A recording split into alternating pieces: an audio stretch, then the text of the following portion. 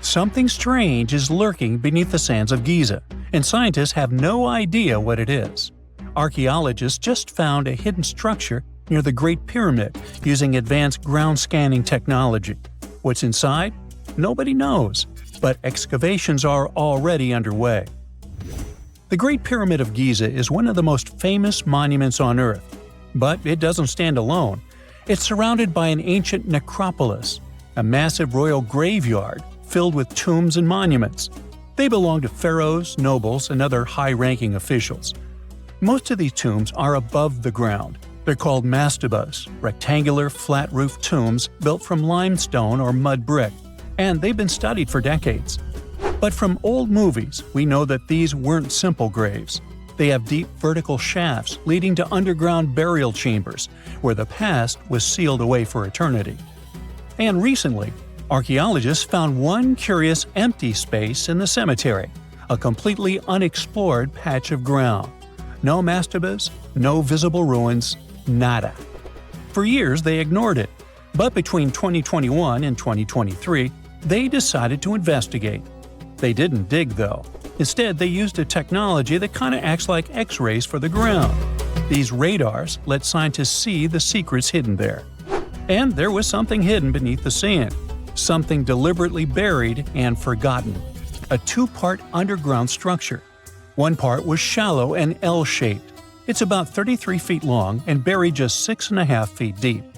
But below that, a deeper, more mysterious anomaly, a structure completely different from anything else in the area.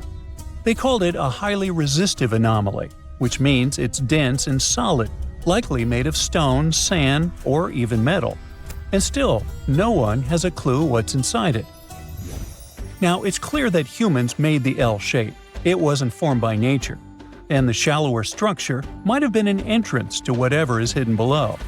But they only have some theories about what might be hidden there. It's also filled with sand and gravel. It was probably deliberately backfilled after its construction, perhaps to preserve this. Why? Well, we don't know yet.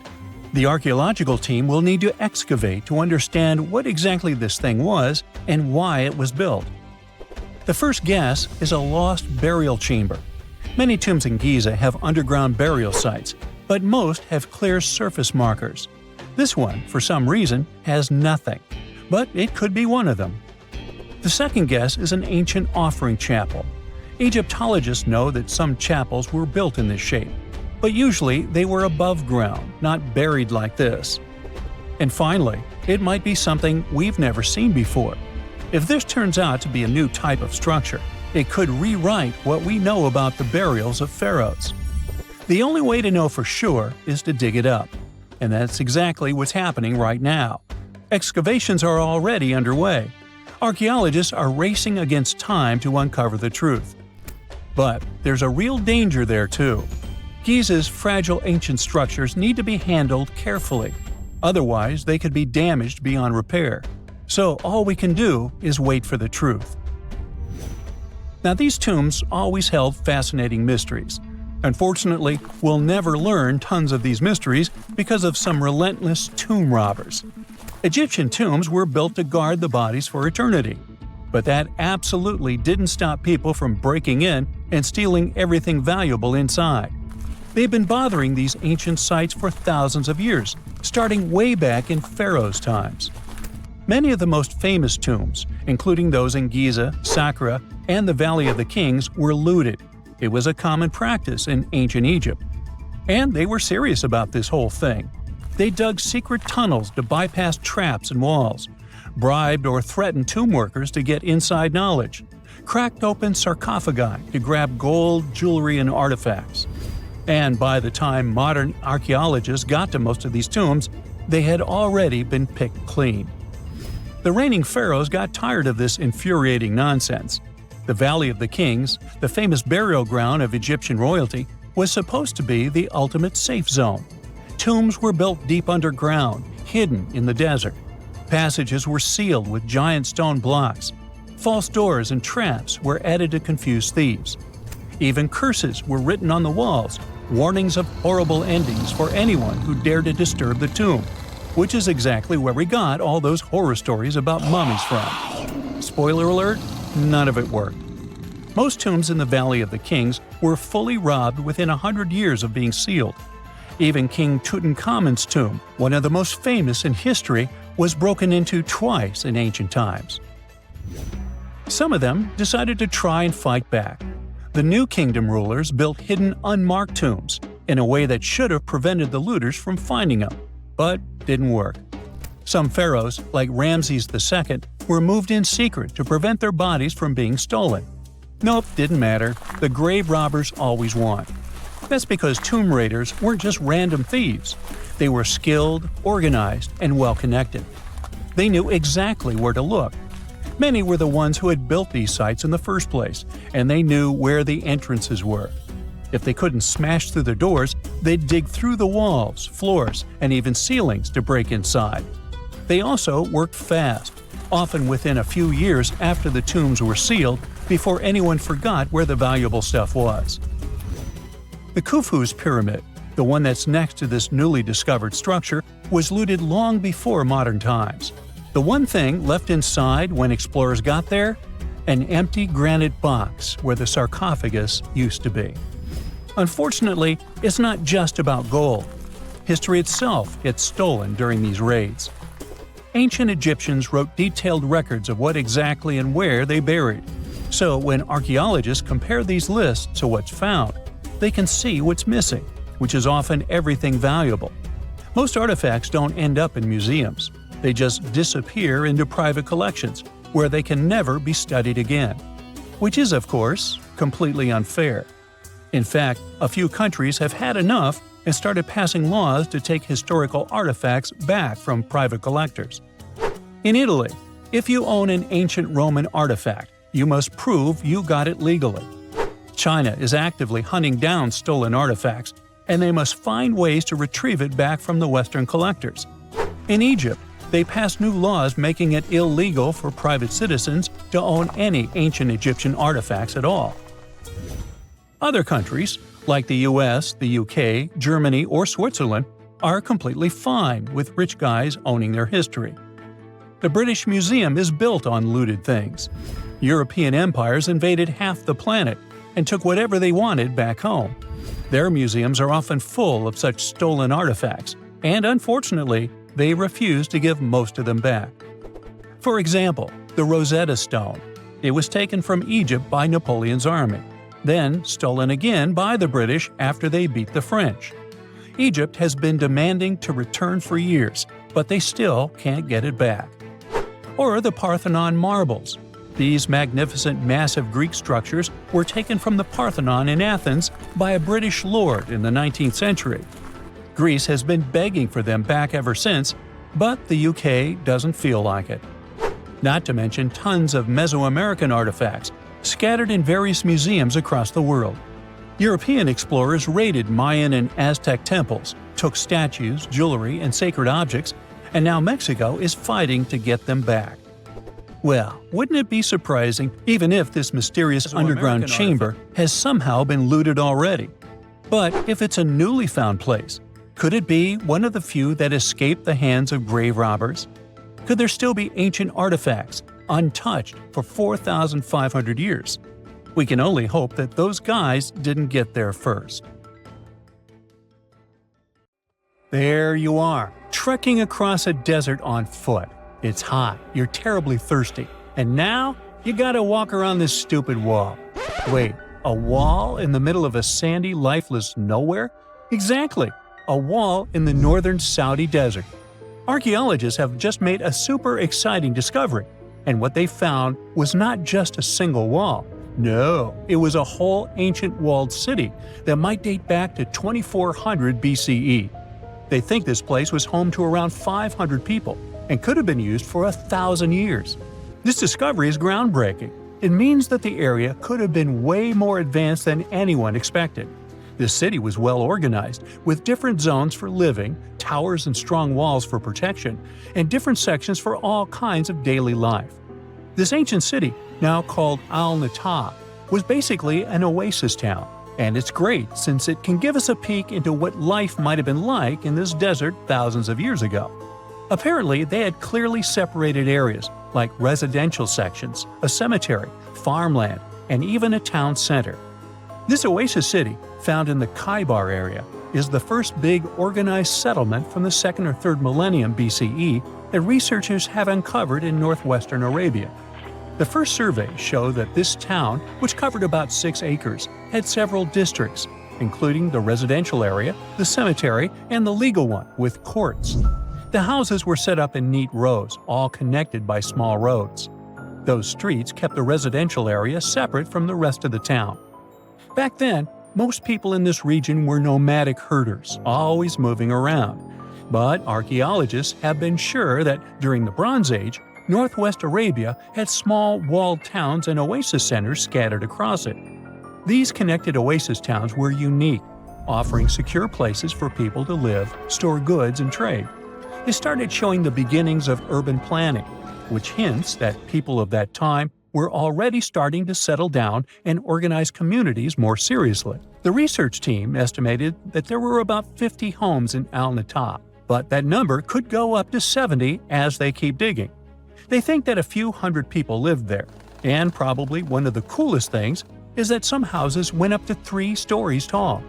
Built on a slope near a couple of major trade routes, this city was set up in a prime spot. Now, one of the most impressive things about this place is its water supply. The oasis had springs and aquifers, which are underground water sources, and such conditions were perfect for farming. Those water sources meant residents could grow their own food, making the town self-sufficient. The outer walls probably helped control who could enter the town and get access to its resources. This settled way of life was an impressive shift from nomadic living to a more agro-pastoral lifestyle, which means a mix of farming and herding animals. Another find that supports this theory is a bunch of tools like grinding stones, mortars, and pestles discovered inside the town. People there must have ground grains and prepared food.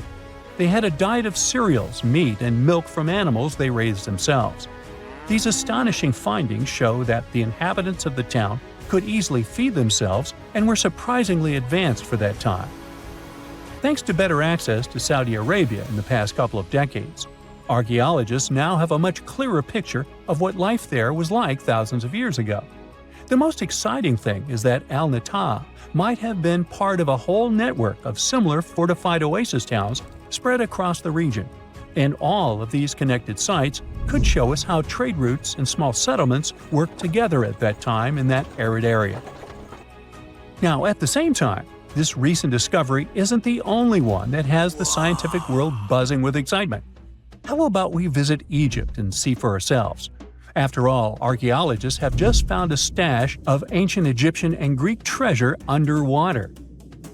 They were exploring the lost city of Thonis Heraklion off the coast of Egypt, which sank more than 1,000 years ago. This city was legendary, and nobody even knew where it was until it was rediscovered in 2000. Now they're uncovering more and more, and on this dive, they found a pile of gold and silver treasures. Those were probably used in rituals to bless Egyptian pharaohs when they took the throne.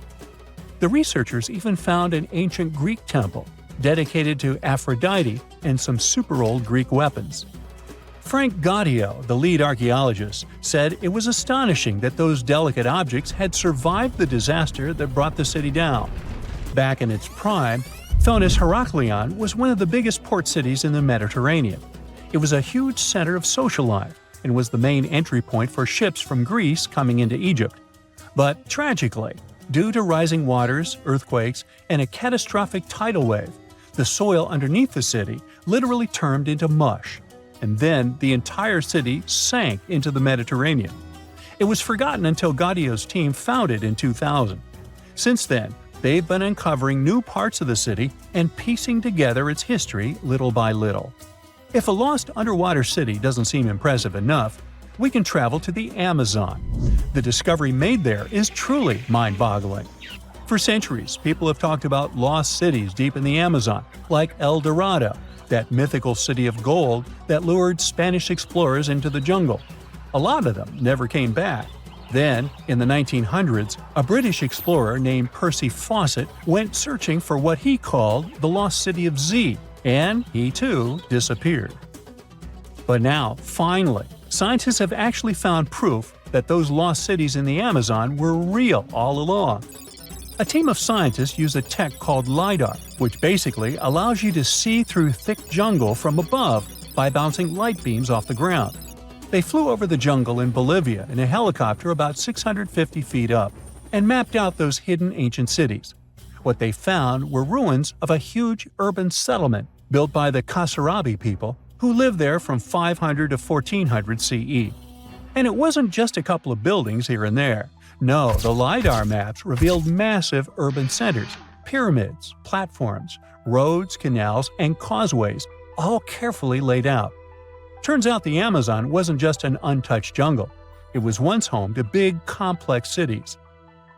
A scientist from the German Archaeological Institute explained that Europeans had long ignored the possibility of ancient Amazonian cities, but the LiDAR maps showed they were wrong. The new maps have revealed 26 sites, including 11 that no one even knew existed. Researchers have discovered two main city sites, Landivar and Kotoka. They had massive moat causeways stretching out like spokes on a wheel, linking the main cities with smaller surrounding settlements. Some of the canals even connected the cities to rivers and a big lake, which allowed water to flow through the area. Over the years, scientists found scattered ruins all over this region, but the thick jungle made it nearly impossible to connect the dots and see if or how they were related.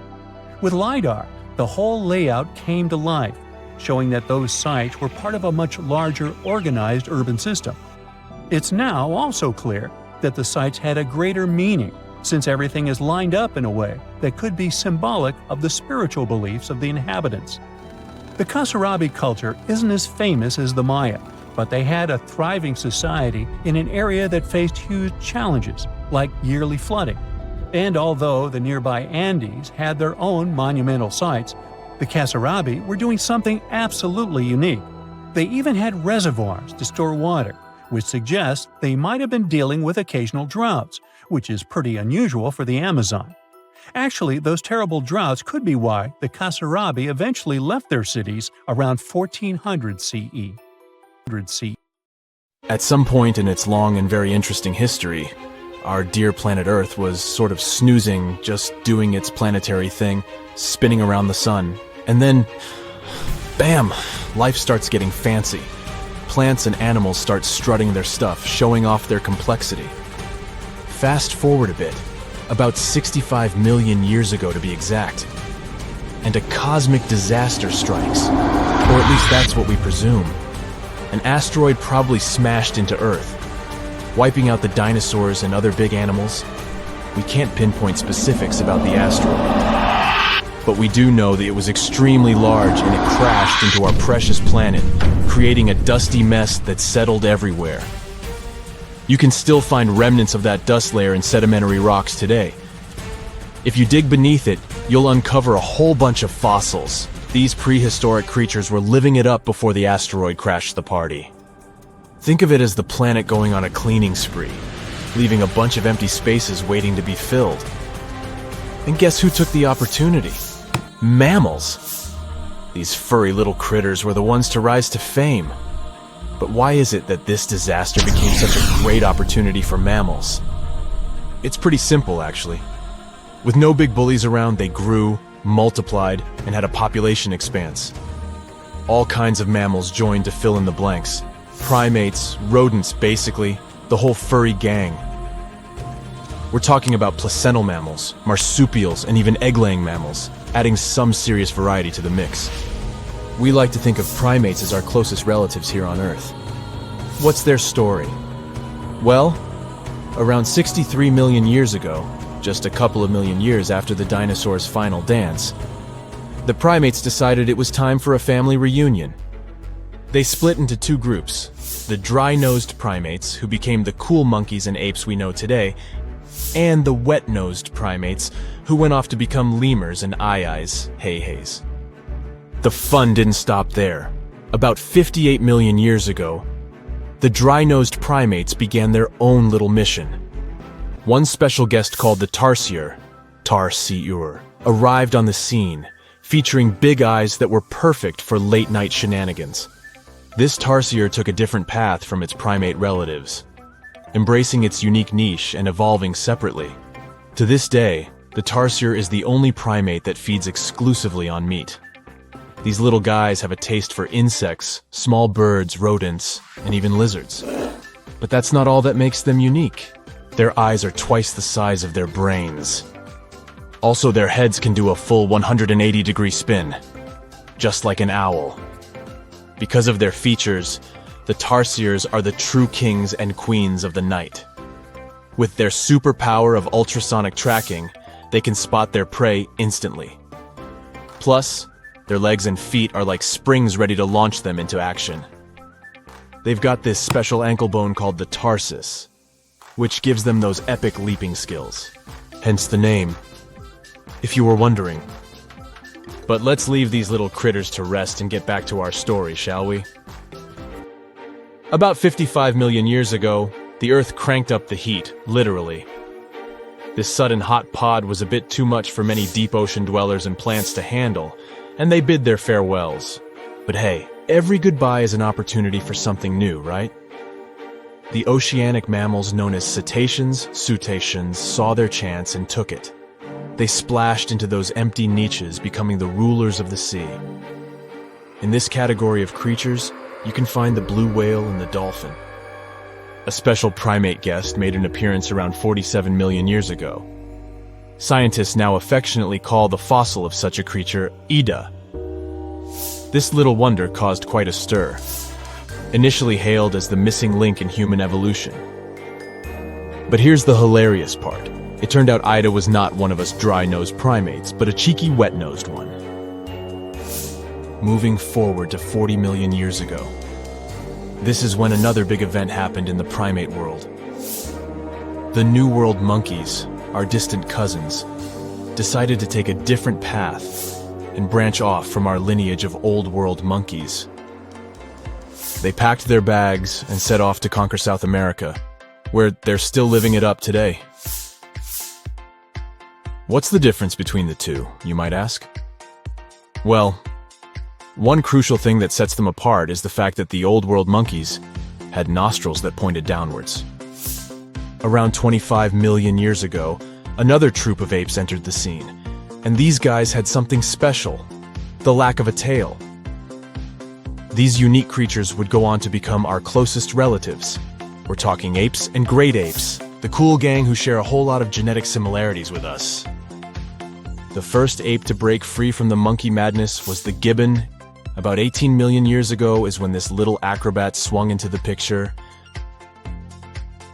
A few million years later, the great apes made their grand entrance too. Orangutans were the pioneers, venturing into the wilds of southern Asia. We're getting closer and closer to the present. It was 7 million years ago when the great apes took a major fork in the evolutionary road. One path led to our ancestors, the future Homo sapiens, and the other path led to chimpanzees and bonobos. These two primate branches remained united for a few million years before finally going their separate ways. 5.6 million years ago, a game-changing ape called Ardipithecus made its way into our evolutionary history. It had a special talent, bipedalism. That's right, this was one of the first apes to walk on 2 feet, probably making its primate buddies raise an eyebrow or two. The real showstoppers, however, arrived around 4 million years ago, the Australopithecus crew. These were the earliest members of the Hominina hominina subtribe, our tribe. What made them so special? Well, probably the fact that they brought some serious tools to the game. Stone tools, to be precise. It seems that at some point in their evolution, these clever primates started using stones to make their lives easier. Now here comes a crucial turning point in our story. About 2 million years ago, our ancestors faced a food shortage. Survival of the fittest was the name of the game, and 2 strategies emerged. Group 1 went for stronger jaws, allowing them to chomp on tough foods like nuts. Group 2 had a different idea. They opted for weaker jaws, but bigger brains. They wanted access to a wider range of food options. Obviously, the bigger-brained group took the prize. And here's where our gang comes into play. Around 2.5 million years ago, a type of primate also known as handyman made its mark on history. These clever beings had larger brains and knew how to put those neurons to good use. About 1.9 million years ago, a new star emerged, Homo erectus. These creatures not only walked upright, but also had brains that were almost twice the size of the handyman's. They took the world by surprise, becoming the first of our direct ancestors to venture out of the African continent. They even knew how to tame fire. Approximately 700,000 years ago, the world witnessed a culinary revolution. The earliest evidence of cooking appeared. And around 500,000 years ago, our ancestors decided it was time to become a bit more fashionable, donning the first evidence of clothing. Our very own species came to be just 300,000 years ago. Told you we were late to the party. But the world was never the same after the appearance of Homo sapiens, the anatomically modern humans. Alongside our other relatives, we emerged, ready to conquer the world with our innovative minds and complex societies. The exact path of our evolution remains a bit of a mystery. But what we do know for sure is that Neanderthals joined the party around at some point too. As Homo sapiens flourished, so did our capacity for language. Modern speech is believed to have emerged almost hand in hand with our species. We started expressing ourselves, sharing stories, and shaping the world with our words. So, there you have it. It took 13.8 billion years of cosmic history for humans to make their entrance. Think about it. 99.998% of the time since the Big Bang, we weren't even around. Our species, Homo sapiens, is the toddler of the Earth's family, existing for just the tiniest fraction of the universe's timeline. Yet, in this blink of an eye, we've managed to unravel the entire story that led to our existence. The story won't end with us. It's an ongoing saga, still being written with every passing moment. You're walking down the street. You see a strange-looking antique shop called Ageless Trinkets of Mr. Bright. You're curious, so you enter there. You take a look at all the weird stuff. Suddenly, an old folded parchment paper catches your attention. It's a world map, but something's off with it.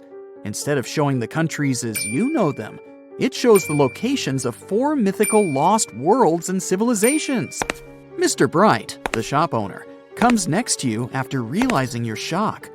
This map won't let you find these places or anything, but I can explain to you the legends behind them if you want, he says. Let me begin with Atlantis. You might know it as Aquaman's underwater kingdom, but Atlantis, the fictional island, was actually first introduced in 2 of Plato's works. According to him, Atlantis was a highly advanced civilization that existed about 9,000 years before his own time, and its story had been passed down by poets, authors, and others. He wrote about Atlantis and its citizens to give a moral lesson and to teach about the dangers of arrogance, as well as the eventual downfall of those who are after too much power. In his dialogues, Plato stated that Atlantis was a great and powerful empire that was respected in all parts of the world. It was founded by beings who were half deities and half human, and became a great naval power after a while. Being an island filled with gold, silver, and other precious metals certainly helped their case. But besides that, it was also known for its breathtaking architecture and state-of-the-art technology, as well as its countless rare and exotic wild animals. Atlanteans were proud of their great achievements and the perfection of their civilization, but their excessive pride was going to bring their downfall. They believed they were so superior that they could gain control over any nation. This led them to launch a series of invasions. They conquered many of the Mediterranean lands, but when it was time to enter Athens, Athenians pushed back with an extraordinary force, so the Atlanteans were finally defeated. Plato stated that deities then got angry at Atlanteans because of how wicked, greedy, and immoral they became, So they punished them by sending earthquakes, which caused Atlantis to sink beneath the sea. Although the earliest written records of Atlantis were Plato's works, some people still believed his story to be based on truth and tried to identify the island of Atlantis with actual countries. Some people suggested it may have been located in the Mediterranean Sea, near the coast of Spain or Italy. Others thought it may have been located in the Caribbean, off the coast of Central or South America, but there was no solid evidence to support any of these claims. One theory, in particular, seemed more plausible than the others, though. Located in the Aegean Sea, the island of Santorini was the home of a highly advanced Minoan society. However, due to a huge volcanic eruption, it was destroyed about 3,600 years ago, causing the Minoan civilization to suddenly disappear. These similarities between the fictional Atlanteans and the historical Minoans made Santorini a good candidate for the speculations. Yet again, there were still major flaws with it, such as how the time when Plato said Atlantis was destroyed doesn't coincide with the time of Santorini's eruption. So Atlantis still continues to be regarded as nothing more than a popular legend in the scientific world. Now, let's move toward the northeast direction on the map, Mr. Bright says. According to Celtic Breton mythology, there once was a magnificent city called Ys, also known as Caris, that towered over Douarnenez Bay in France's Brittany region. It was the most wealthy city in the entire Atlantic. It was especially famous for its beautiful gardens and buildings, and its citizens were all living comfortably and happily there. Dahut, who was King Gradlon's daughter in Breton legends and literature, had a deep love for the sea. She begged her father to build a city at the edge of the sea, and that is how the city of Ys was established. Little did she know that she would be the one responsible for the destruction of her father's beloved gift.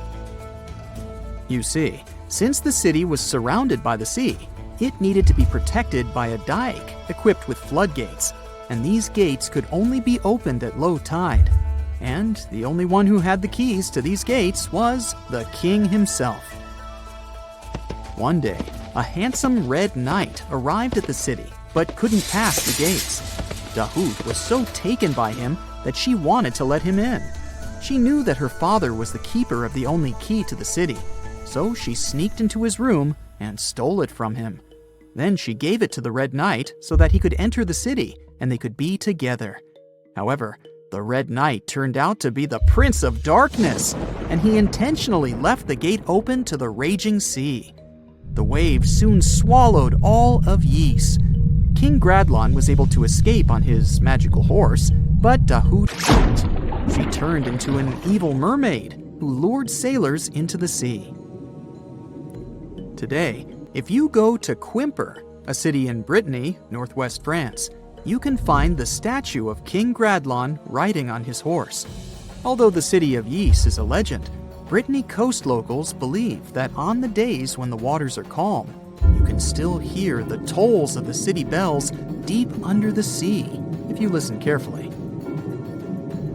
Mr. Bright then points at the Indian Ocean on the map and says, "Now, have you heard about Lemuria?" Back in the mid-1800s, a few scientists suggested that there was once a continent that existed in the Indian Ocean, somewhere close to the south of modern-day Sri Lanka. The first one to popularize this theory was the British lawyer and zoologist Philip Lutley Sclater. In his paper, The Mammals of Madagascar, he stated that he found lemur fossils in India, and not in Africa. However, this discovery was extremely shocking to him because of the fact that lemurs' original homeland, Madagascar, is much closer to Africa. He proposed that this was possible only if some larger continent connected the two once. He stated that this continent must have eventually sunk to the ocean floor. He then named it Lemuria, and hence the theory was born. People who came after Sclater took his theory a step further and thought that Lemuria was also the home of an extinct race of humans called Lemurians, who had 4 arms and enormous bodies, and were also the ancestors of modern-day humans, as well as lemurs. Of course, as new scientific discoveries were made on plate tectonics, evolution, and the study of DNA, the theories regarding the fictional continent called Lemuria were debunked. The last fictional land on the map is Agartha, Mr. Bright says.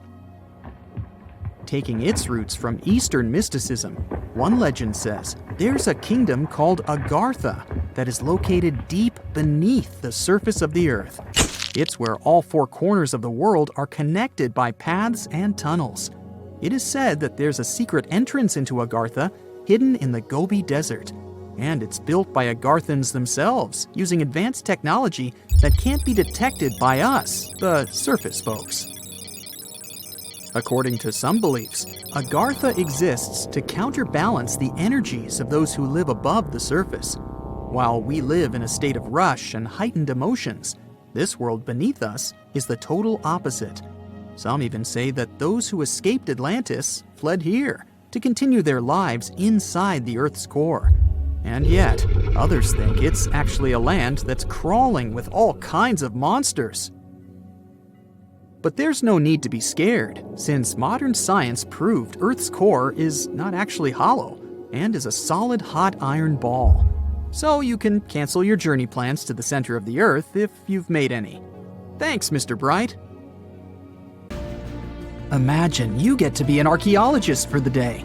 You'll travel the world to solve the mystery of long-lost civilizations that disappeared without a trace. Grab your chisel and fedora, and let's go. You arrive at the American Southwest, where an ancient mystery is waiting to be solved.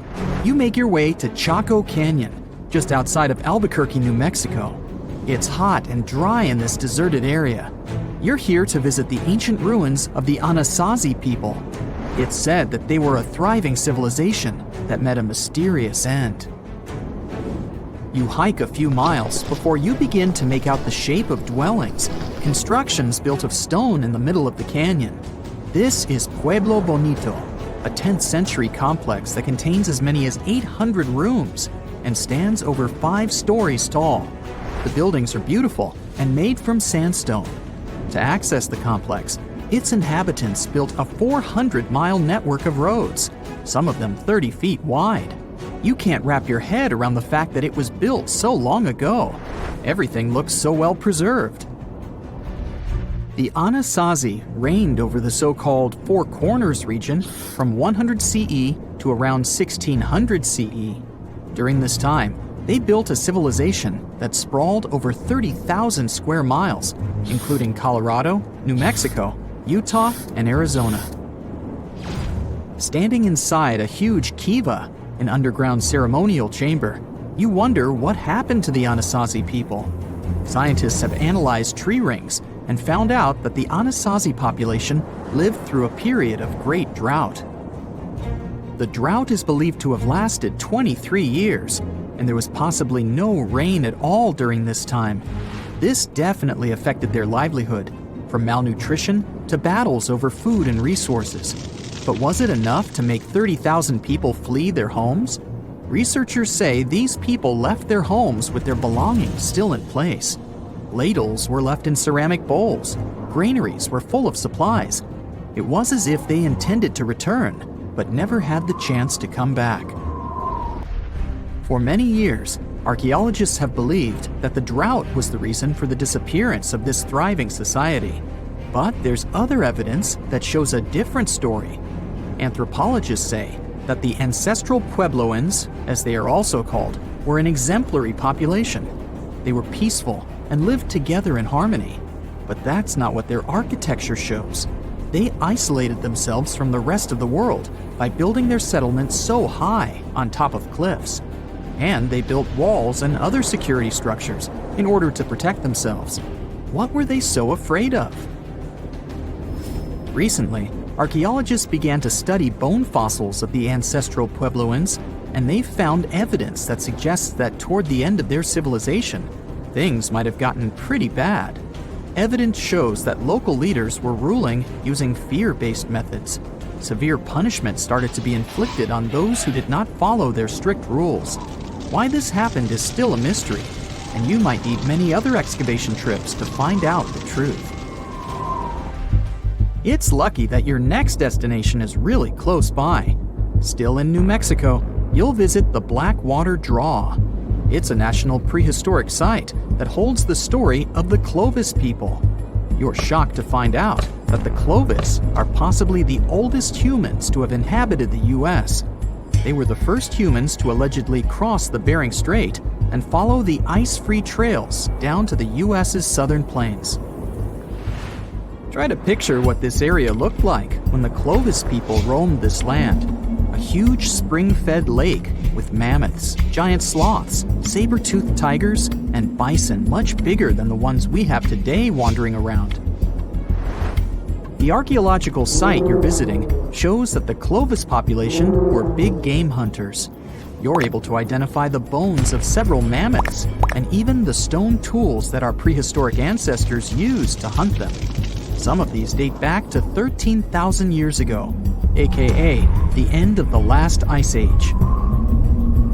You're presented with two possible theories on the disappearance of the Clovis population. It's possible that during the final 1,500 years of the last ice age, changes in climate caused a shortage of food. Scientists also believe that this situation was worsened by overhunting. Another theory suggests that a large meteor hit North America, and this was enough to alter the climate and make the Clovis people migrate southward to try to survive. But the truth is, there's no evidence that any of that happened. Next, you'll fly to the Pacific Ocean, to the mysterious Easter Island. This place has left us with many questions, from the building of 13-foot-high face statues to the sudden disappearance of the Rapa Nui people who inhabited the area. You approach the island at Anakina, a white sandy beach on the island's northern shore. Researchers believe this area was one of the first settlements of the Rapa Nui. You could say you're standing at the end of the world, as you're over 3,000 miles away from South America and 1,000 miles away from the nearest island. Around 800 CE, when the first humans arrived, the island was an oasis. Today, the area is mostly deserted. You get your first clue on the fall of the Rapa Nui from an excavation pit you open at the beach. There's clear evidence of human presence: charcoal, tools, and bones, some of them belonging to rats. Bingo! When humans arrived at Easter Island, they brought along rodent companions. They probably didn't know this at the time, but these rodents would contribute largely to their demise. Rats love palm trees, which helped to deforest the natural vegetation of the island gradually over the years. But there's another clue. Looking into genetic data, you discover that South Americans came into contact with the Rapa Nui around 1722. What might have happened to this population is the same that happened to other more isolated groups.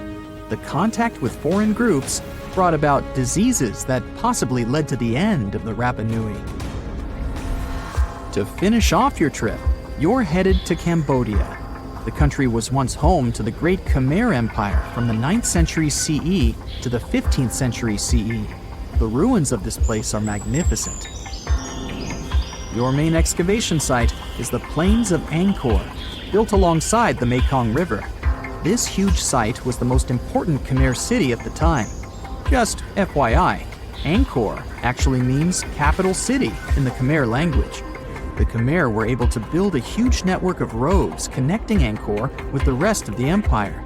And it's believed that up to 1 million people were spread throughout the Khmer Empire at its peak days.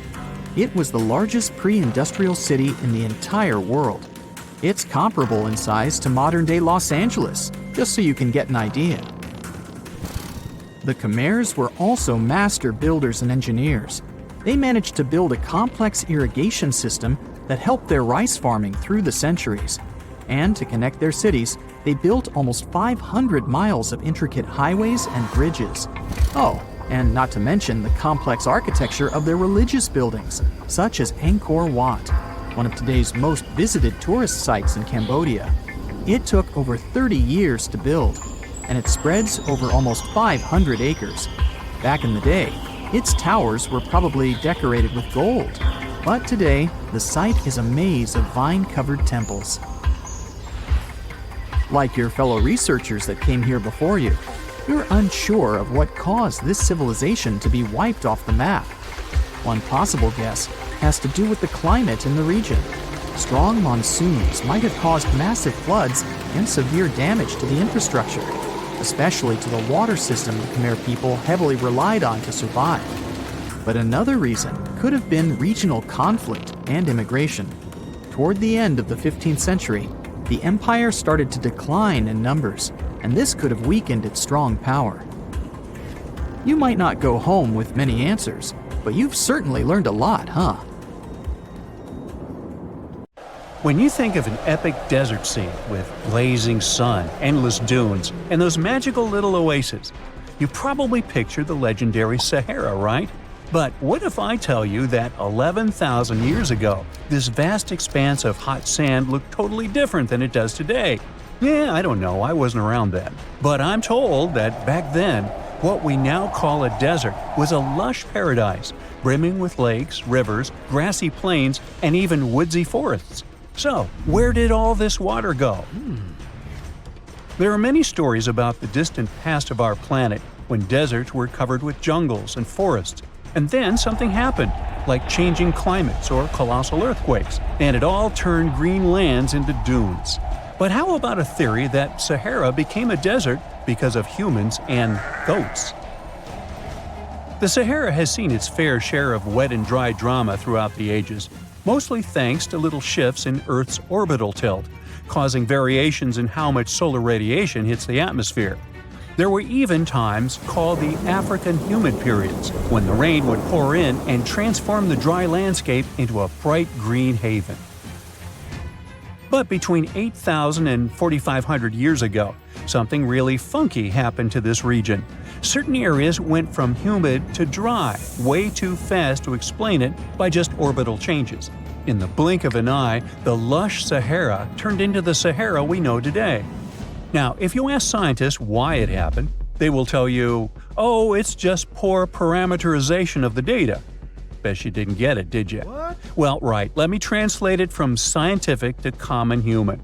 It means they really don't know the answer themselves, and they got a bunch of missing puzzle pieces. But as scientists sifted through ancient dirt and pollen samples, they spotted a quirky trend. Wherever there were pastoralists, also known as humans with their domesticated animals, the plant life seemed to shift. It was as if every time humans and their furry friends meandered through the greenery, they turned it into scrub and desert right behind them. Oops. Yep, chances are that by overgrazing, humans were sapping moisture out of the atmosphere, since plants give off moisture, which helps make clouds and making things even sunnier, leading to a quicker end of the humid vibes. Plus, our ancestors may have been getting a little too cozy with fire for land management, further speeding up the desert takeover. Anyway, scientists are sure that this lush Sahara would have turned back into desert eventually, even if humans hadn't shown up, thanks to Earth's natural rhythms. So there's no need to pin this abrupt change solely on humans. It could simply be about nature getting feedback from vegetation and dust cycles. It's difficult to determine what caused these changes, as it's all interconnected. During the last humid period, the Sahara was filled with hunter-gatherers. As things got a little drier, they started herding animals for food. The weather pushed people to herd cattle. It's also possible that grazing sped up the landscape degradation. So, which came first, the chicken or the egg? Or in this case, the human or the cow? It's tough to tell with the evidence we have now. Now today, it's safe to say that water is no longer that big of a problem in the Sahara, even though it's a huge desert and the times of lush forests there are long gone. But technology's got us covered. For example, the Nubian Sandstone Aquifer System, the biggest underground water stash on the planet. It's nestled beneath the Sahara Desert's eastern edge and stretches across 4 northeastern African countries – Sudan, Chad, Libya, and Egypt, covering a whopping 770,000 square miles and holding around 36,000 square miles of groundwater. Just look at the pipes transported when it was being built. It's the world's largest irrigation project. No wonder it's feasible to thrive in the Sahara today. But imagine thriving in the Sahara Desert with just one water source. Sounds like a tough gig, right? But the ancient Garamantes did just that, surviving and even thriving for nearly 1,000 years without monsoons or rivers flowing to their desert paradise. These clever folks were the trendsetters of urban life in the sands, and even the Romans couldn't help but notice their genius. While many thought they were just desert-dwelling savages, the Garamantes were busy building an empire in one of the toughest climates on Earth. But how did they do that? Well, they got crafty and dug a whole bunch of underground tunnels to tap into a massive sandstone aquifer. They were literally squeezing every drop of life from under the dunes. But recently, research showed that the Garamantes weren't just hardworking, they were pretty lucky too. The Garamantes had an underground aquifer that brought water up to a hill where they built over 500 fogaras, which are irrigation systems, some stretching as long as 2.5 miles. It was like sipping water through a straw, which let them irrigate their crops for nearly a century, especially since even a little rain would help recharge the system. But eventually, due to rain insufficiency, the aquifer ran low, and reaching it again would have meant digging more tunnels and relying on more people. That's a tough problem, considering these people were in the middle of food and water shortages. Guess I don't need to tell you what happened to the Garamantes, do I? The fall of the Garamentian culture might be linked to several factors. It may have been due to climate changes, or they may have simply used their water resources too much. Back in the day, the Sahara Desert was actually fertile agricultural land, thanks in part to the cool irrigation system the Garamentians created. But since fossil water isn't something you can replenish over time, the groundwater levels dropped pretty low. This likely played a big role in the kingdom's decline by the late 7th century CE. That sounds like someone who hit a lottery jackpot, used up all the money, and went back to their original not-so-cool job once the bank account got fully drained.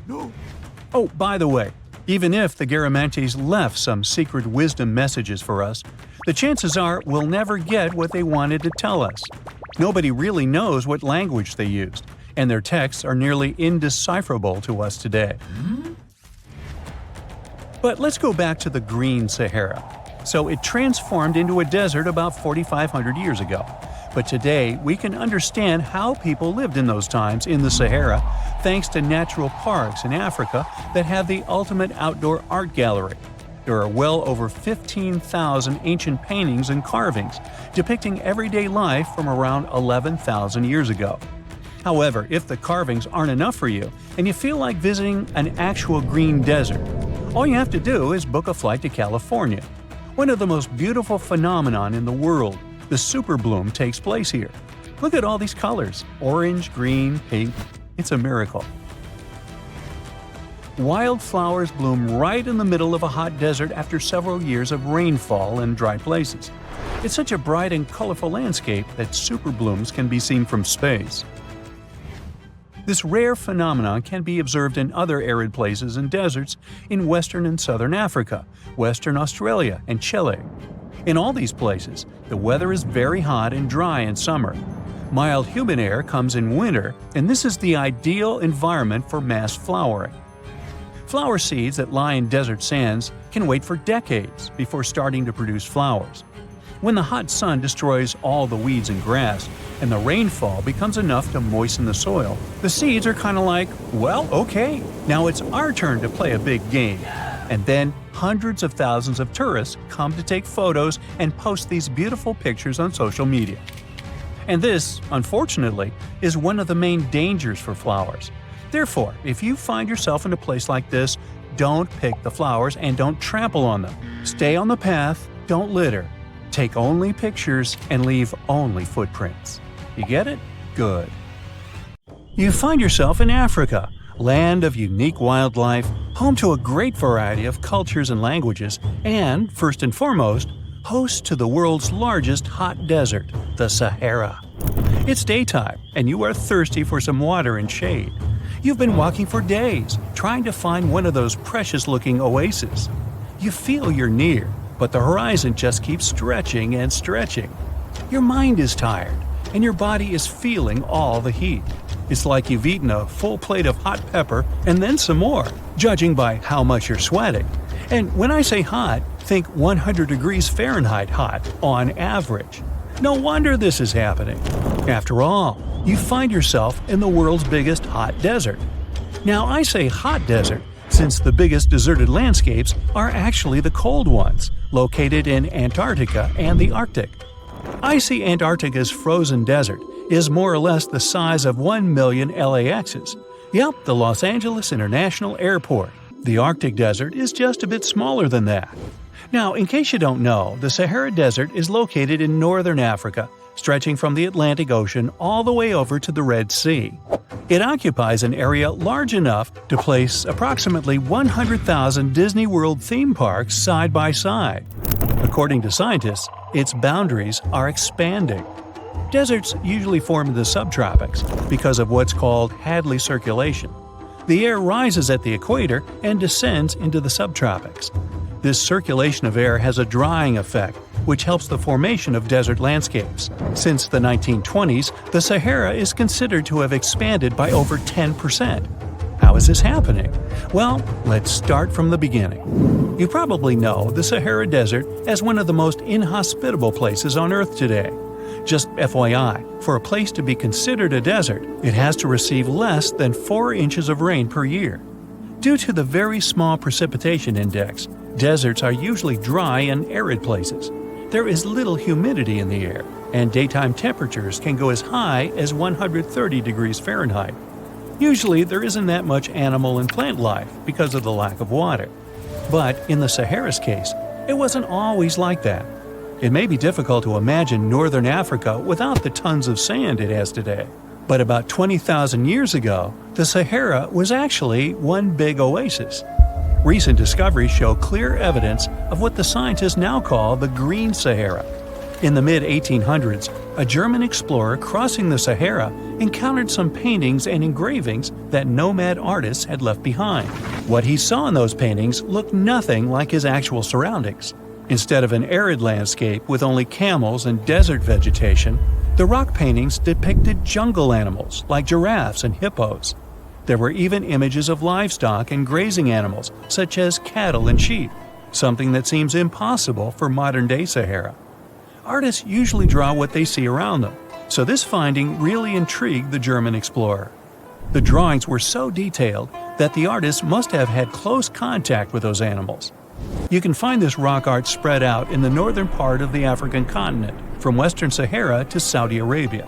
Geologists soon took a keen interest in this and found the first clues to what this could mean. They have been able to confirm that, in fact, northern Africa was once much wetter.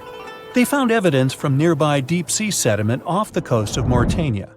Sampled cores of underwater sand and mud, known as Saharan dust flux, show geologists that, indeed, a green Sahara was possible. The more dust is blowing off of the desert and into the bottom of the ocean, the drier the climate in the region. The sediment cores show that there was much less dust, only half as much, coming off northern Africa during the humid period. This period has to do with Earth's natural cycles. Normally, the Earth rotates at a tilt of 23.5 degrees, but this angle is not consistent and changes over time. Earth's tilt is responsible for the amount of sunlight each hemisphere receives. It affects several ecosystem functions on the planet. During the time of the Green Sahara, the Earth received between 4 and 8% more sunlight than it does today. So when the Earth tilted about 20,000 years ago, the northern hemisphere received more direct sunlight, which affected humidity levels in the region. As the northern hemisphere got warmer, this affected monsoon activity, more specifically, the West African monsoon. Monsoons are wind systems that affect a region's rainfall index and humidity levels. As a part of the globe gets warmer, it allows for more air to rise. It combines with the wind to draw moisture up into the atmosphere. Little by little, northern Africa also became wetter. The increased moisture made the Sahara so wet that there were actual bodies of water in the region. As vegetation grew, the plants held onto moisture better than bare sand could. There is evidence of natural basins throughout the Sahara and lakes so big they would fit all of the U.S.'s Great Lakes inside of them. Archaeologists uncovered evidence of vibrant societies in what are now arid areas.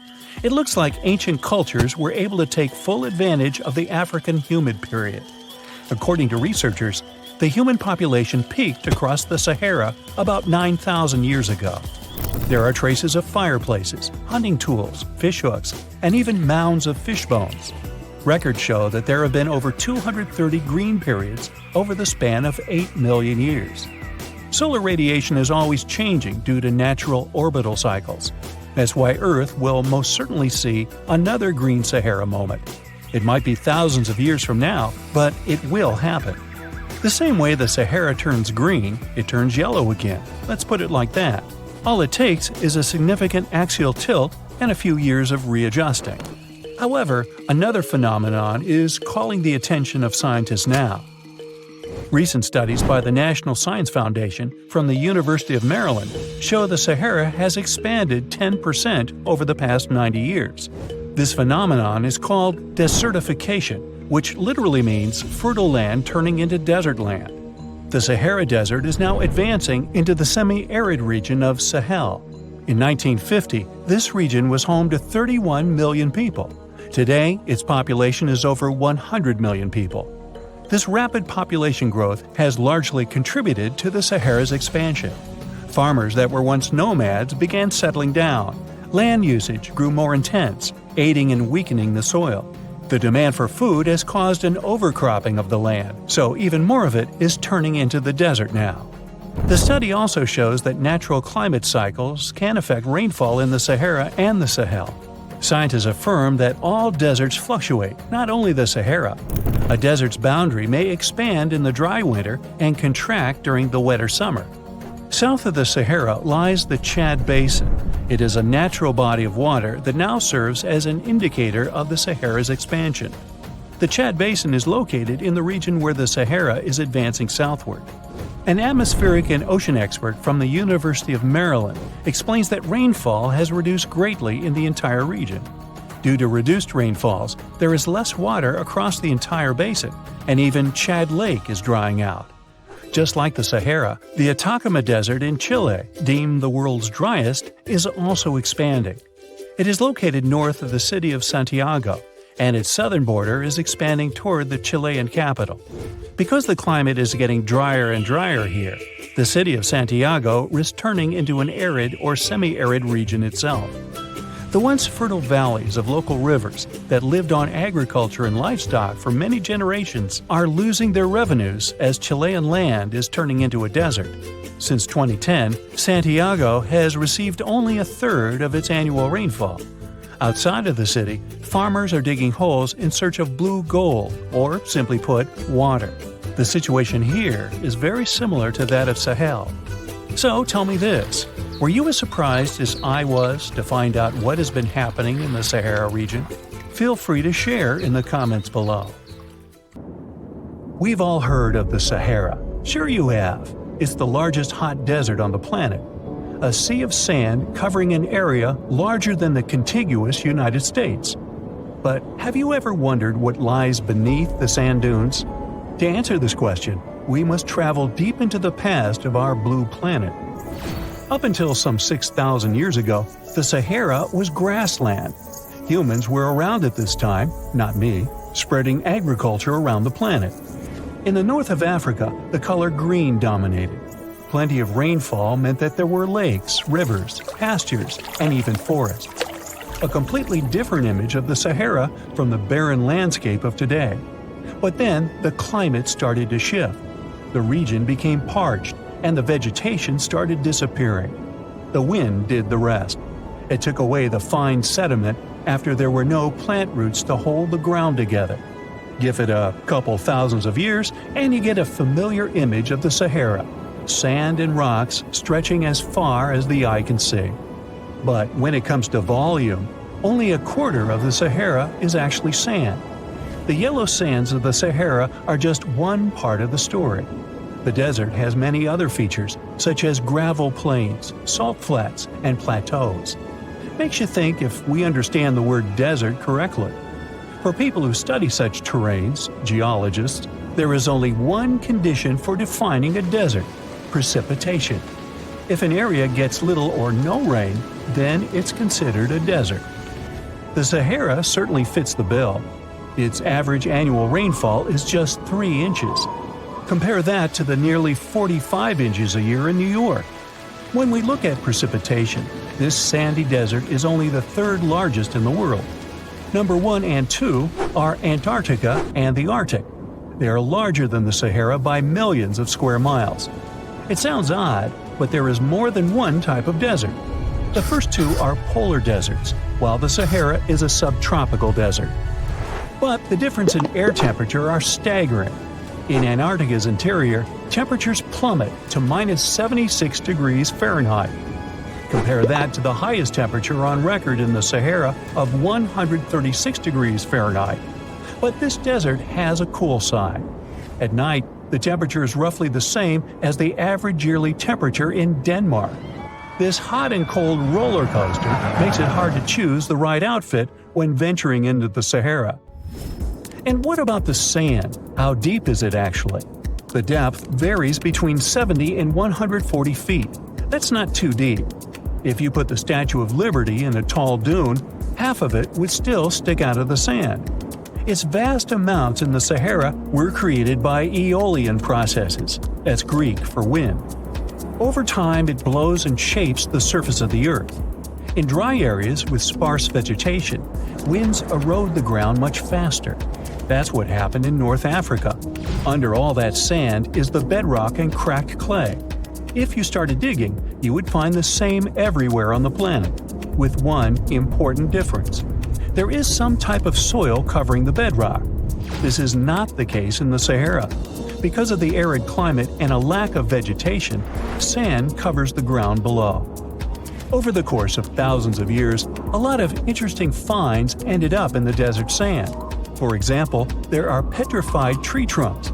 These are essentially preserved prehistoric trees. They date back to the time when the region was lush green. In some places, the trees of this fossilized forest are at least 65 feet tall. The wood is so well preserved that you can still see the texture and knots. There are even fossilized pine cones. In 1992, scientists found glass fragments in eastern Sahara. These canary yellow glass shards were scattered across hundreds of miles. They didn't belong to an ancient civilization, although ancient Egyptians used them to make jewelry. In fact, the breastplate of King Tut had a beautiful scarab beetle centerpiece made from this desert glass. For a long time, scientists were puzzled about the true origins of these fragments. They finally concluded that the glass was around 29 million years old. It is an impact tape. If that sounds like it has something to do with the word impact, you are correct. These rocks are formed when a meteorite hits the surface of the Earth. This generates a lot of heat. Scientists estimate that the temperature needed to melt this mineral was close to 3,000 degrees Fahrenheit. Apart from the regular fine-grained sand, we also have melted sand in the Sahara. But the desert conceals other unlikely artifacts. Shark teeth are a common find in Morocco, which sits in the western part of the Sahara. What are the fossilized teeth of these marine predators doing in the middle of the desert? This part of the world looked entirely different millions of years ago. There was a sea cutting right through what is now a desert. The Trans-Saharan Seaway ran the length of present-day Algeria and Mali. It was around 165 feet deep. That was enough for all sorts of aquatic animals to inhabit it. Large catfish, sea snakes, and of course sharks lived in the area. British archaeologists even unearthed a turtle shell in Mali in the 1980s. For centuries, there was even an entire city hidden under the desert. Timgad was a Roman outpost constructed by the Emperor Trajan around the year 100 in the current era. For various reasons, its residents abandoned it around the year 700. The sands of the Sahara soon engulfed the city. It had remained hidden for nearly 1,000 years. Then, in the 1700s, a Scottish explorer started digging out the city. His team first uncovered a sandstone triumphal arch 40 feet high, similar to the ones we can see in Rome and Paris today. An amphitheater soon popped out of the sand, and it was followed by well-preserved statues of Roman emperors. The Scotsman's find was so impressive that no one believed him at first. It took 2 more centuries for archaeologists to fully excavate the city during the 1950s. The site covers a surface as large as 10 polo fields. The ruins reveal the full mastery of Roman city planning. All the streets meet at a right angle in what is known as an orthogonal grid. You can find the same layout in modern cities such as New York. Historians estimate that during its heyday, 10,000 people called Timgad home. Different nationalities lived here, from Romans to people of African descent. Today, more than 2.5 million people live in and around the Sahara. They are spread across 11 countries in total, and their living space is growing. The desert is 10% larger than it was just a century ago. This process doesn't involve sand pouring out of the Sahara. The ecosystems on the edges of the desert simply change over time. The wind blows the soil away and vegetation dwindles. The perfect conditions for the formation of a desert landscape.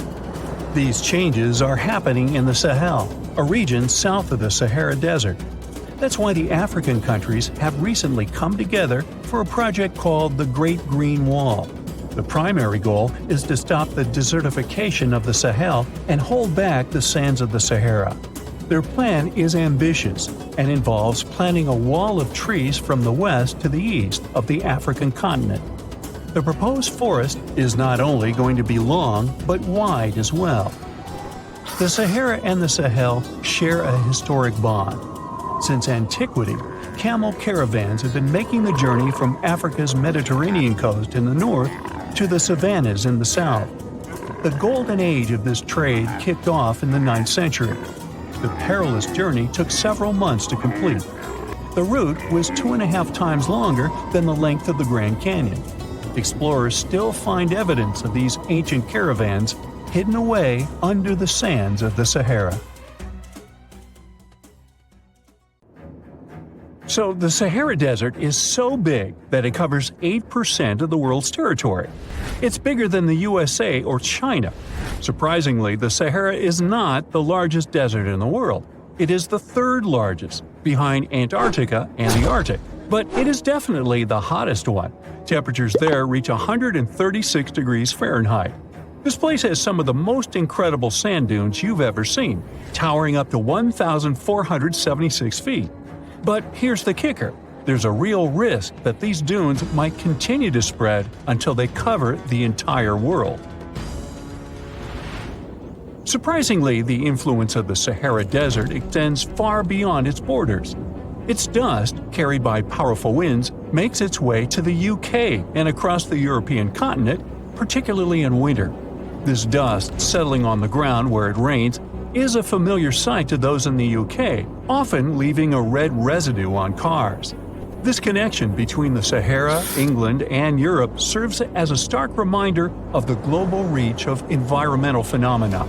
You might think this is not a big deal, but it could turn Europe into a desert, leaving its soil infertile and Europeans with no food. Soil is a fundamental aspect of human existence, just as crucial as clean water and air. Without it, we're left with nothing but a bleak and barren landscape. The Sahara Desert has already made its jump across the Mediterranean Sea, which is concerning and could change the landscape forever. 1/5 of Spain has already turned into a desert. The next victim is Italy, which also faces the problem of desertification. In fact, almost all European countries have the same issue. According to an expert, the land that has not changed for nearly 2,000 years will become mostly rock, and people living on this land will be gone. 60% of the soil in Moldova is gone, and the problem has expanded beyond the Black Sea. It has reached China and Mongolia, thousands of miles away from the Sahara Desert. All of this causes losses of $4 billion a year. The threat is so significant that even the UN has gathered the necessary resources to solve the problem as soon as possible. Italy is sending help to Africa to stop the Sahara Desert from expanding. If this process does not stop in the next 10 years, millions will be forced to leave their homes. The Sahara Desert is growing for approximately 30 miles per decade. You do the math and see how long it will take to cover Europe. Since 1920, the Sahara has expanded by around 10%. But not all hope is lost because more than 172 countries have joined to put a stop to the desertification of the world. The World Food Program is a project that aims to help bring back green land that was once present in the Sahara. When they told people who called the Sahara home what they were about to do, the latter basically laughed in their faces and said it was impossible. But when you have a specific goal in mind, the impossible becomes possible. If we traveled back around 5,000 years into the past, we would see a beautiful forest with lush green trees and grass. Africa's climate has been changing for 21,000 years, from fantastic greenery to uninhabitable deserts. This has to do with Earth's rotation and the monsoons that bring water to this dry continent. But with the help of scientists and some clever tricks, we can bring the greenery back and stop the Sahara in its tracks. The Senegal River serves as a border between the Sahara Desert, Senegal City, and Mauritania. When you look at this area from space, you'll see how the desert is expanding to Senegal because the vegetation along the riverbank is almost non-existent. Forests can serve as a barrier, stopping the sand from getting blown away and the desert from expanding. An effort to create a great green wall is being made, and how they do it is actually quite impressive. Nothing has been growing in the currently restored area for more than 40 years, making locals find other places to call home. People were thrilled when they saw that the land could be restored. They're very committed and learn to work with the soil and grow food. At the same moment, more than 30,000 hectares have been restored and transformed into lush greenery. The Sahel region is the starting point of desertification, and it is crucial to establish a green wall in that area first. To make this wall is not rocket science, since it only takes a few simple steps. The ground there is baked by the sun and as hard as a block of concrete. If you've ever poured water on concrete, you know that it just flows away. It doesn't stay in one place. So they had to create water-retaining half-moons that would hold the water and make it available to plants. When you learn about how these half-moons work, you might say, how did they not think of that sooner? Actually, this technique is ancient, and it was once implemented in Sahel, but it was lost over time. When the rain falls, the water is collected into the half-moons that are positioned a bit lower than the ground below contour lines. There is also a kind of bank at the end of the shape that prevents water from overflowing. And in the middle, there are plants that are happy because they have plenty of water to thrive. Also, it's essential to grow native plants that are kind of used to harsh conditions, like sorghum and millet. These plants have been surviving there for thousands of years and produce a good amount of biomass, which means the land can be rehabilitated faster and people will have food sooner. The water that will enter the half-moons won't be lost. It will penetrate the ground and top off underground waters. This will ensure the ground that H2O will never run out and that future generations will have usable aqua. This brilliant planting technique is not limited to half-moons. People also create lines and plant various vegetables, such as tomatoes. Next, there are places only for trees, like lemons or oranges. After a long hot day, nothing is better than a freshly made cold lemonade. The trees will also protect the soil, and with some luck, there will be a new forest in the Sahara Desert. The goal is to copy the forest dynamic. Start with small plants and gradually expand to bigger plants that are more useful than the tiny ones. They are aiming to plant more than 10,000 trees. Right now, many people are leaving the Sahara after the rainy season, going to cities or leaving Africa altogether. At this time of year, villages are like ghost towns. Only animals can be found there. Most people are gone. I mean, who would blame them? Nobody wants to live in the sand where nothing grows. Luckily, with all this new, old technology being developed, Many people are slowly but surely returning to their land and starting to work in agriculture. The best thing is that there are no brutal winters, so plants grow 12 months a year, and people can always have food. People are becoming more social because now everybody stays in their villages and doesn't travel much.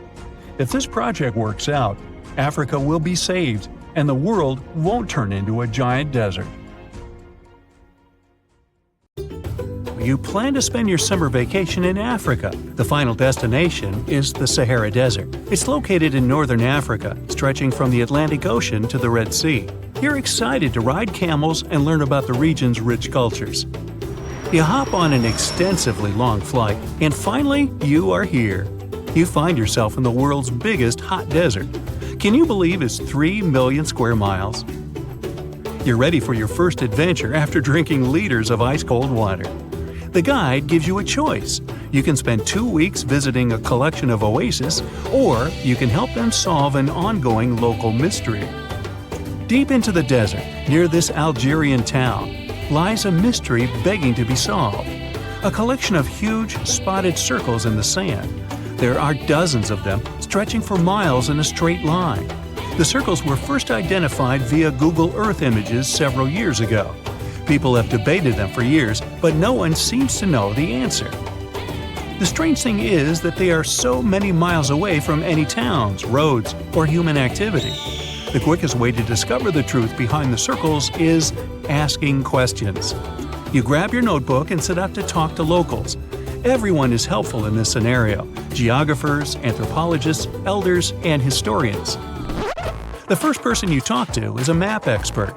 You need to understand if those circles were authentic or a satellite glitch. You end up interviewing the people who take Google Earth satellite pictures. The circles are really there. They appear in multiple pictures from many years. Then, let's understand why they are there in the first place. After 2 days of interviews, you have your first lead. The circles could be the result of oil activity. Experts explained why this would make sense. Algeria is a rich area for natural resources, so this would be a sensible guess. Usually, to find out if there is anything worth extracting, companies would undertake seismic surveys. Seismic surveys are a way of analyzing the Earth's surface by sending shock waves into the ground. Depending on how these waves bounce back, you'll know what is located there. A special vehicle could have marked the soil that way. So, did we unravel the mystery? Not quite so. As you know, the Sahara Desert is one of the driest areas on the planet. The average high temperatures in summer are over 104 degrees Fahrenheit. To survive there, people need to find ways of accessing water. So, these circles could be a kind of ruin or leftovers from ancient water wells. Again, I'd say this is a sensible guess. Ready for some fact-checking? Some anthropologists agree that these circles could be ancient fogueras. Foguera is the name of a 2,500-year-old style of irrigation system, usually found in northern Africa. It is also known as a qanat in other places in northern Africa. Locals would dig a deep well at an elevated point, deep enough to tap into underground water. They would then dig parallel shafts at regular distances. Then they would dig an underground channel that connected the city to the well. Solely with the help of gravity, water would run from the well to the city. This traditional technology provided water for crops, livestock, and humans. Now, let's say these wells made human-made oases possible. Even the closest municipality name was an indication that this could be true. The name Fogueret Essaouira is actually named after Fogueras, these ancient wells. Now, this lead was proving to be very accurate. You decide to travel over there to see for yourself. You take a local bus, sit back, and enjoy the ride. The landscape in northern Algeria is filled with ancient-looking towns. You even see ruins of wells along the way, on the outskirts of smaller cities. Opening Google's satellite images, you can see the qanat's markings on the ground, a series of holes running down several miles. But as soon as you arrive, you find out you were wrong. Dale Lightfoot, one of the world's leading experts on qanats, said that the circles were definitely not qanats. Even the satellite images confirm this difference. Uh-oh, we were so close. Apparently, Kanats or phageras would not run down a straight line. They wouldn't be shaped like circles. Another clue that this wasn't the case was that there were no towns at the end. The circles were really far away from any human activity, and kanats were explicitly built to provide water for human settlements. Well, it sure was a good try. You almost gave up on this mystery when you decided to take one more field trip. It was days of preparation, pick up cars, food, equipment, all so that the mystery of the Sahara Circles could be unraveled. On the first day, you drove over 99 miles into the desert. You were always curious to see what this part of the world looked like. Over there, you see nothing but mustard yellow dunes. The night sky is pretty decent though. You can see the entire Milky Way with your own eyes. You set up camp and sleep under a canopy of stars. The next day, tension grows. There's no cell reception. Oh dear. But thankfully, you added the coordinates of the circles to your Google map. And surprise, the offline mode works out there. You follow the coordinates, but it leads you astray. You start to get nervous, thinking this was all in vain. But you and the team get into the car and drive a few more miles past the coordinates on your phone. After a very bumpy ride, you can't believe your eyes.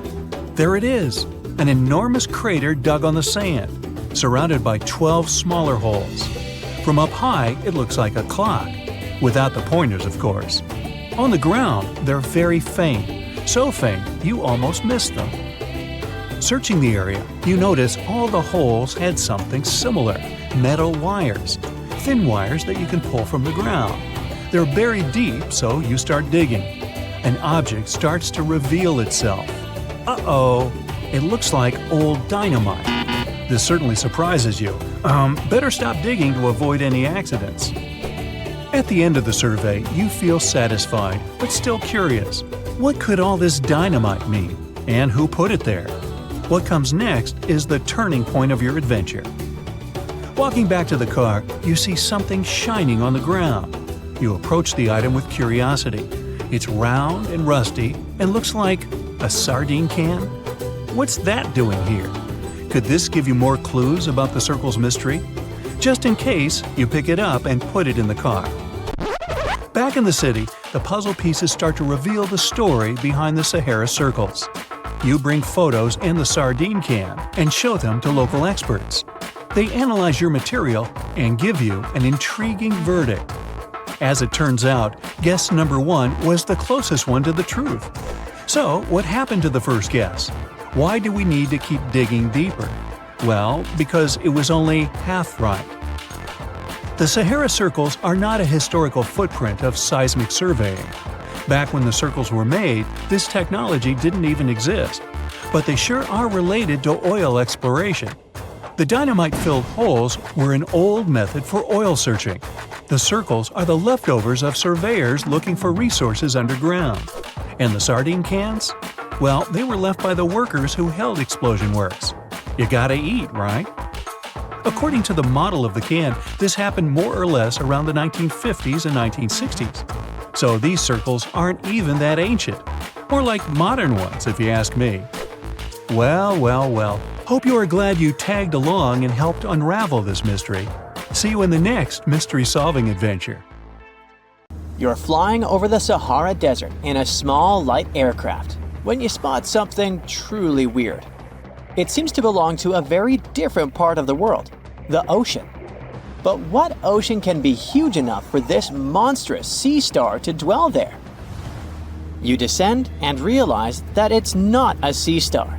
It's a towering dune with a pretty unique shape, and it's not alone. From afar, these magnificent sand structures look a bit like pyramids. They have pointed tops and radiating arms.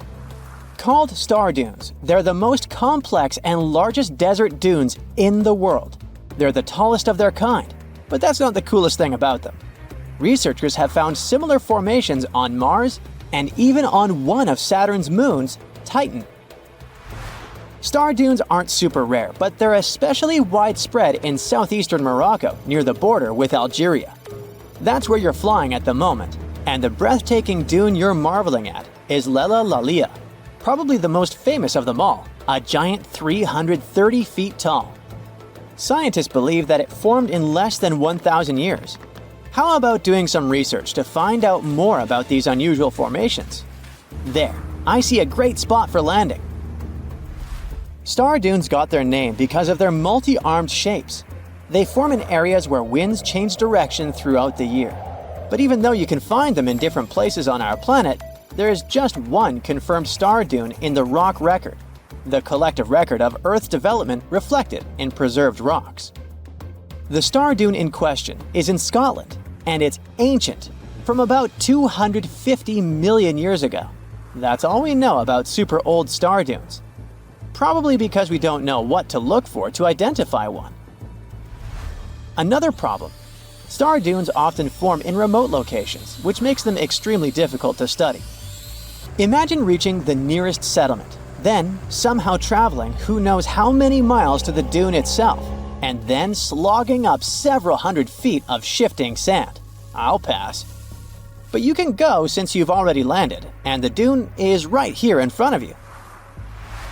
Currently, you're in a dune field called Erg Shabi. Lucky for you, this area has long become a popular tourist stop. Look, in the distance, there are hotels and even a good road. Scientists who examined Lelalalia before you used ground-penetrating radar to find out more about the sand formation. This equipment can detect the tiniest differences in sand grain sizes and water content under the surface of the dune. That's how you can create a picture of its interior layers. Look out! Phew, it was a close call. See this trench? The researchers dug such trenches to take samples of long-buried sands and then examined them. It's a pretty cool process. The thing is, while buried deep inside, the quartz in the sand accumulates radiation coming from natural sources within our planet. We can compare the grains of quartz to minuscule rechargeable batteries. They can store the energy they get from radiation. When researchers bring them to the laboratory, they can make the grains release that energy, which comes out in the form of light. Scientists can measure the brightness and say when the sand enjoyed sunlight for the last time. Now, when those experts who dug the trenches looked inside Lelalalia, they were shocked. The enormous formation turned out to be very young, for a dune, of course. You'd expect a dune that is several hundred feet tall to be pretty old, like thousands or tens of thousands of years. But that wasn't the case. Well, at least not entirely. The upper part of the dune has turned 900 just recently. But look at the sand near the base of the dune. Yep, right there. Well, it was buried there around 12 or 13,000 years ago, representing ancient dunes in the area. Those good old dunes were active for a couple thousand years, and then something went wrong. Because for a whopping 8,000 years, the sand wasn't accumulating there. A mystery? Scientists might have an explanation. You see, the first part of this quiet period occurred during the time when the climate became warm and wet. Yep, even in the Sahara. It happened about 11,700 years ago. It was the end of the last ice age and the beginning of a new era, the Holocene. And guess what? The Sahara went green. It started blooming like your local botanic garden. Plants started popping up all over the place, stabilizing the sand. If you had visited the Sahara during that period, you wouldn't have recognized this place. But you would have likely come across humans wandering marshy landscapes and hunting for food. Researchers have found pottery fragments and stone tools on one side of Lelalalia. That's true. As sand dunes form and then shift throughout their lives, they swallow and protect ancient remnants of life.